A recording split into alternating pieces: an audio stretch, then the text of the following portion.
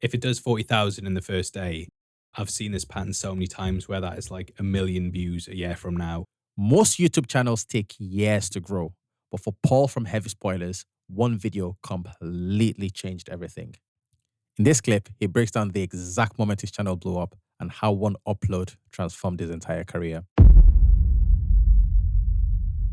So I didn't have 1,000 subscribers, but my first video that blew up and got 100,000 views was as they brought that in, demonetized. Straight away. But that video was getting numbers and crazy, insane numbers.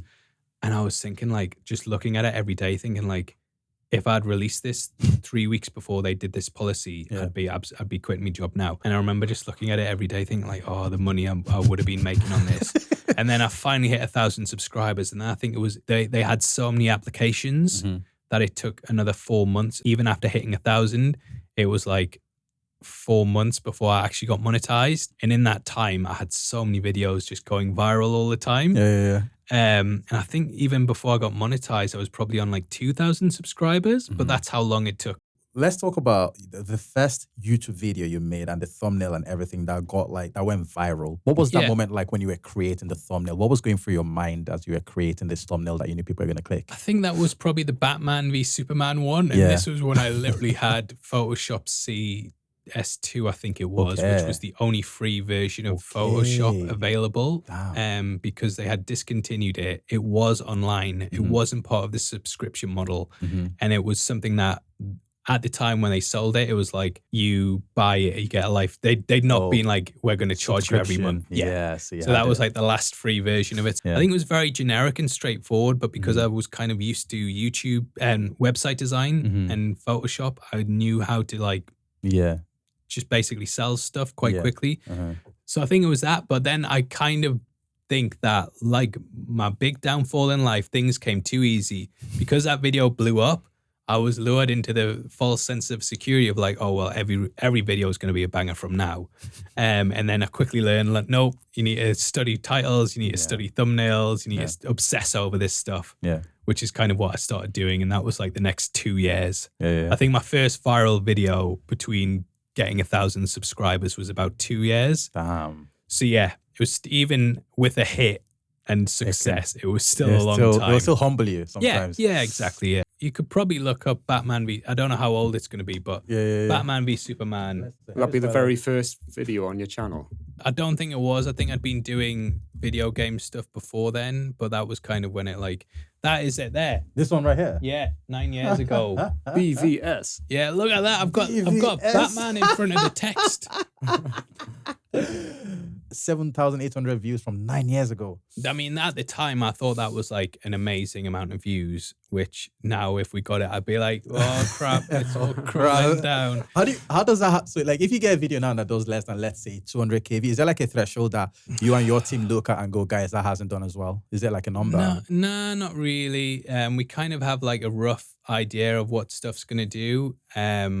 I would say 100,000 views is like the benchmark. And if it hits that, then you're good. Fine. On our classic movie breakdown stuff, I have like, if it does 40,000 in the first day, I've seen this pattern so many times where that is like 1 million views a year from now. So as long as it does that 40,000 first day, I'm like, well, this video is going to pay for itself, like come a year's time. But yeah, I'm quite impressed by how much that's pretty good. I like that. It's got Batman in, which I would say is a good thing.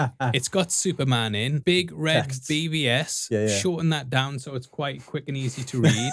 And then Ultimate Edition review below it. It's you get all the information there. I'm looking for a Batman v Superman. I think it's even better than my newer one. Should we do a test? Let's do a test on YouTube and see. If I were to just type in Batman v Superman, let's see if it comes up. It won't. When you look at YouTube, what's the most important thing in your opinion? Yeah, I would say thumbnail's most important because that's what you see first and that's what gets you to read the title. Yeah. So I would always say the thumbnail is going to be what sells it. So whenever we're doing like an episode breakdown, I'll even ask like the editors, what is the thing from that episode that you immediately think of, because that's the image that people associate with it. And it's the same with movies. It's like what we use as a thumbnail might not be the best Easter egg in the video, but it's something that people can instantly look at and be like, that's that film. Yeah.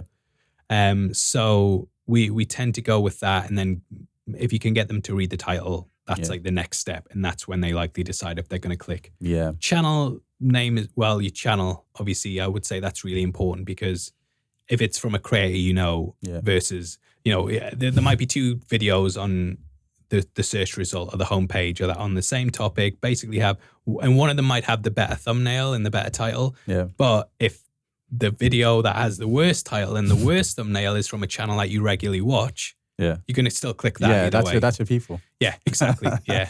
So we've kind of, me and Ryan from Screen Crush used to be really competitive on stuff. And we constantly back and forth, like, this thumbnail needs to be better than this one. And then I think we both realized we're likely going to get the same clicks either way because we've kind of hit a point where people are just choosing who they want to watch the video from. Yeah. It's like, do you want to watch BBC One News or Piers Morgan? Yeah, exactly. At what point did it become heavy spoilers? I think it was around the time of Game of Thrones season 8 and Avengers Endgame, which I'm sure the finale of Game of Thrones was released in the same week as Avengers Endgame. Yeah. Because I remember them being like, well, 2 Starks could die this week or something. That was the meme.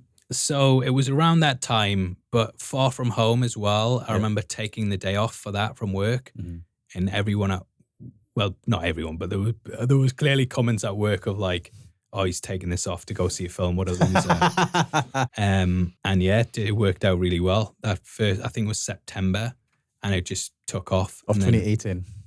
I want to say, it might have been 2019. 2019, yeah. Yeah, it would have been 2019. 2019, 100%. And how many subscribers would you have had back then? I think I had 130,000. Got you. I probably could have went full time at 30,000, but I'm just very adverse to risk. If you enjoyed that, the full conversation with Paul from Heavy Spoilers is on the channel now. We go much deeper into YouTube growth, the algorithm, and the reality of running a huge channel. So make sure you check that out.